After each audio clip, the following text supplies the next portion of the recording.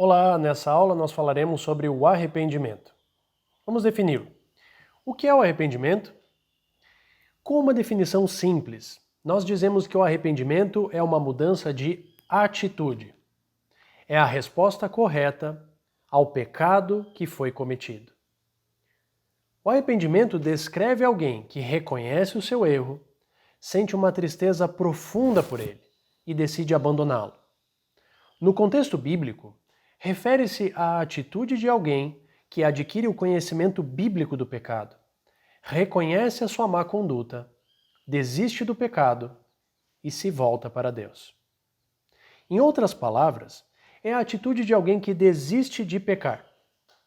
Portanto, o termo não se limita unicamente a uma mudança de pensamento ou de sentimento, mas também a uma mudança na conduta da pessoa, fazendo agora aquilo que é o certo e, se necessário, procurando restituir o prejuízo que fora causado, como no caso de Zaqueu em Lucas capítulo 19. O chamado ao arrependimento foi a primeira mensagem do ministério de João Batista. Arrependei-vos, João falou.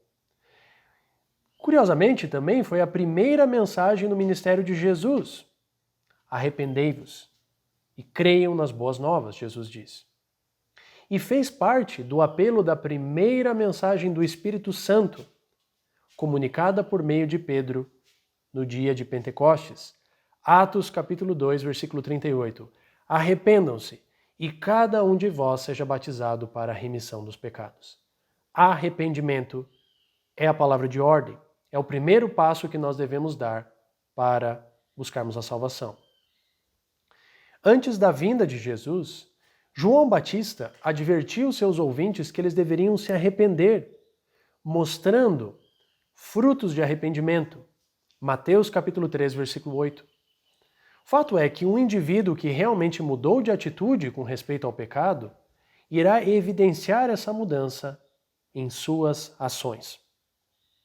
Jesus Cristo também foi enfático quanto à necessidade de arrependimento.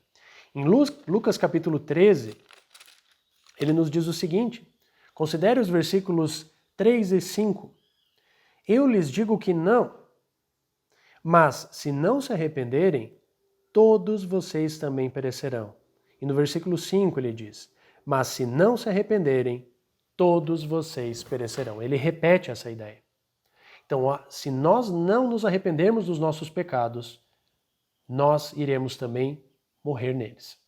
Não há esperança de salvação para nós.